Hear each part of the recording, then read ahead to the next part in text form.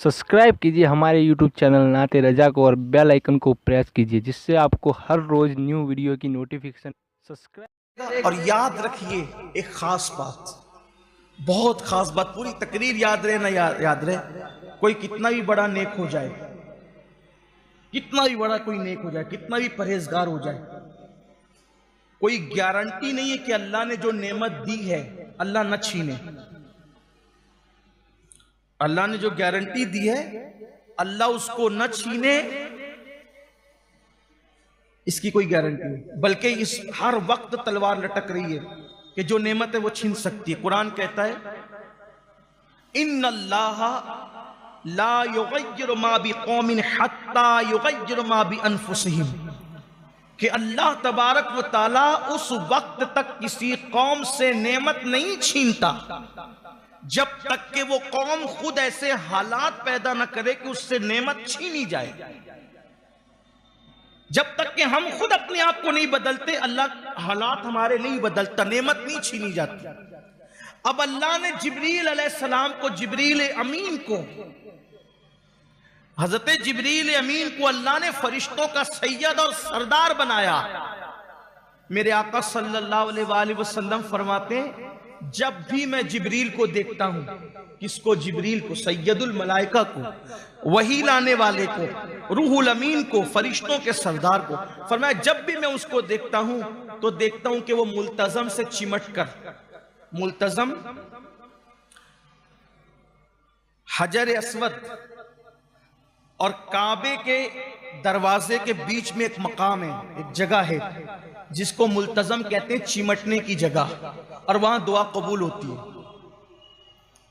ये तो दुआ पूरे हरम ही में कबूल होती है, लेकिन मेरे आका अलैहिस्सलाम ने फरमाया जब भी मैंने देखा जिब्रील को तो मुल्तजम से वो चिमट कर एक ही दुआ कर रहे होते हैं।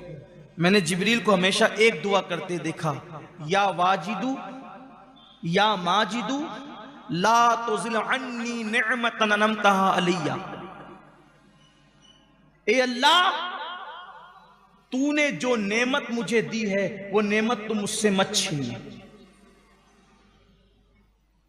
जिब्रील अलैहिस्सलाम भी ये दुआ कर रहे हैं, उन्हें ख्याल है तो इसका कि कोई ऐसा काम ना हो जाए जिससे अल्लाह मुझसे नेमत छीन ले।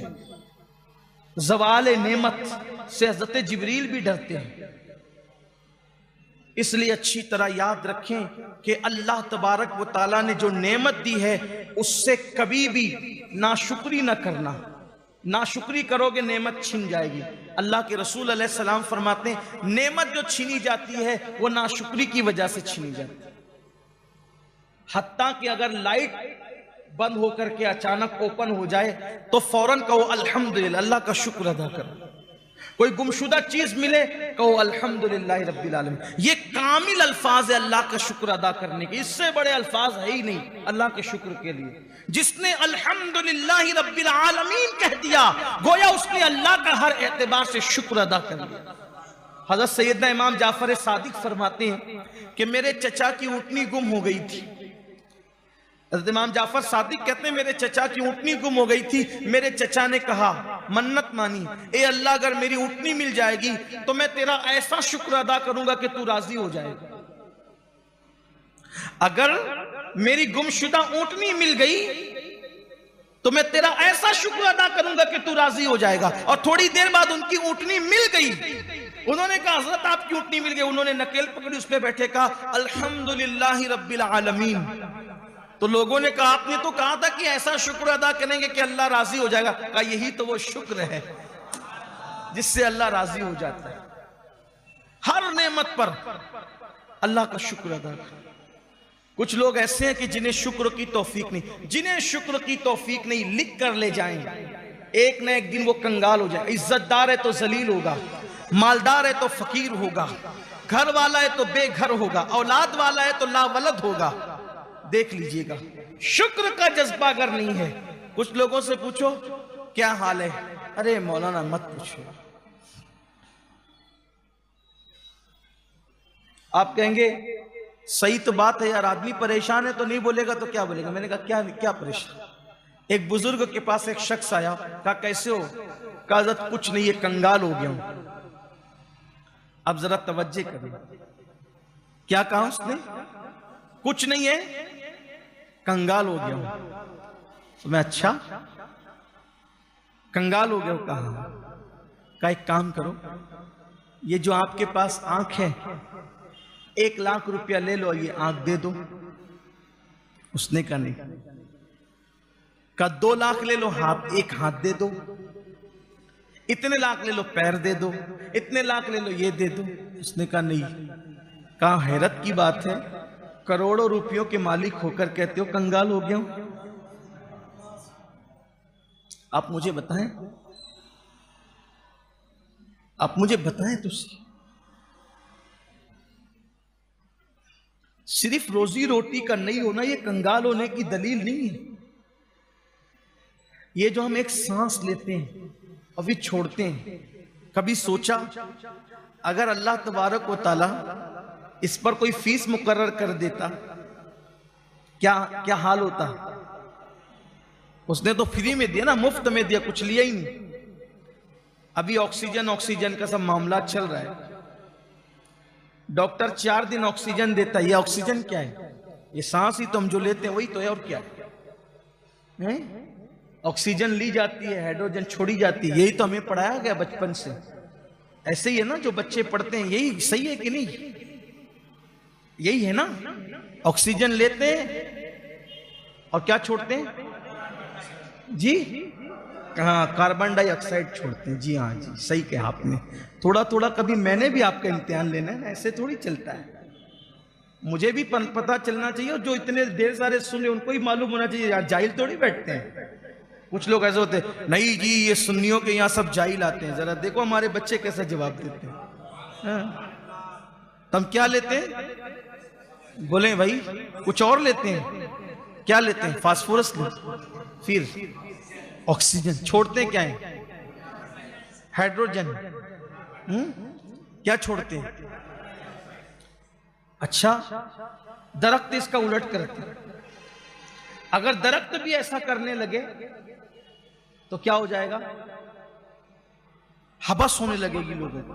इसीलिए साइंसदानों का कहना यह है कि रात के वक्त दरख्त के नीचे ना बैठा जाए। क्यों? इसलिए कि दिन को वो ऑक्सीजन छोड़ते हैं, ऑक्सीजन दिन को, और रात को वो भी ऑक्सीजन लेने लगते हैं। तो अगर हम बैठेंगे तो वो भी ऑक्सीजन ले रहे हैं, हम भी ऑक्सीजन ले रहे हैं, तो वहां पर दम घुटने का एहसास हो सकता है, हबस की कैफियत हो सकती है। इसीलिए रात के वक्त दरख्तों के नीचे बैठने से साइंसदान मना करते कि उनका अमल रात को, सही कह रहा हूं? बोलो भाई, सही कह रहा हूं? थोड़ा बहुत हमने भी पढ़ा है, बहुत ज्यादा लेकिन पढ़ा है। और जो पढ़ा है वो उसको, उस पढ़े हुए को भी, अब वो पढ़ा हुआ उन्हें में तकरीबन 20-25 साल का अरसा हो गया, लेकिन कुछ याद है अल्हम्दुलिल्लाह।